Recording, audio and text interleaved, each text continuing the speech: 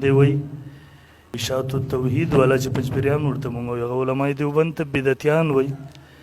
اصل کې هغه یو سړی و غوایي اخیستې وه څه موده پسې یې غوا راوستله واپس ورته ویل یار دا غوا دې واپس واخله. ورته ویل ولې؟ ویل زمونږ علاقه کې شینکي شته دی نه اوبوس دا خوري نه. هغه ورته ما هم ټول عمر به بوسو ساتلې ده. ورته ویل هغه څنګه؟ ویل په 15 روپۍ شنې چشمې میلاویږي او ورله واخله په سترګو کې ورته بیا به ورته هر شی شین په نظر راځي.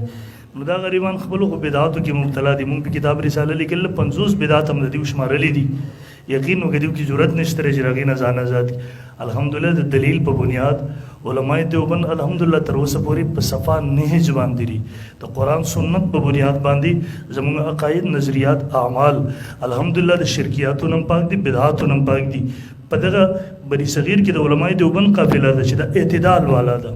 دا د هر قسمه شرکیاتو بدعاتو نه د بیزارۍ او نفرت اعلان کوي. د قوم ته صحیح عقیده ورښودل او الحمدلله تر اوسه پورې پې نه چا ثابت کړي دي نه پې ثابتولی شي. دغه څوک چې تاسو یادوئ دغه په خپله د معتزله او د عقایدو په لار روان دي. د قرآن او سنت د اشاعت توحید او سنت په نوم باندې دغه قوم ګمراه کوي. هغه چې تاسو ته دغه وده وایي نو نور به څه وایي؟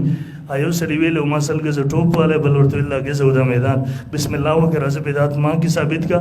ستا خپل عقاید تر اوسه پورې ته ما غلط ثابت کړي دي. زه مه کوه زموږ د خیر خواهان یو. ان اريد الا الاصلاح ما استطعت. علامه زمخشري ډېر لوی مفسر تېر شوی دی. تفسیر په باب کې چې د زمخشري رای راشي یقین وکړه بل مفسر رای بیا هغه وروسته کېږي. هغه زمخشري عقایدو کې معتزلي و. یو عالم وایي ما خوب کې کتو یو فرشتې رخپې نیولی دی ویل جهنم ته سرې کونې روان کړی دی. مونږ هم خیر خواهان یو دغه غلطو عقایدو نه توبه وباسي. راځي زموږ وروڼه الله دې مونږ د ټولو فتنو نه محفوظ وساتي. واخر دعوانا الحمدلله.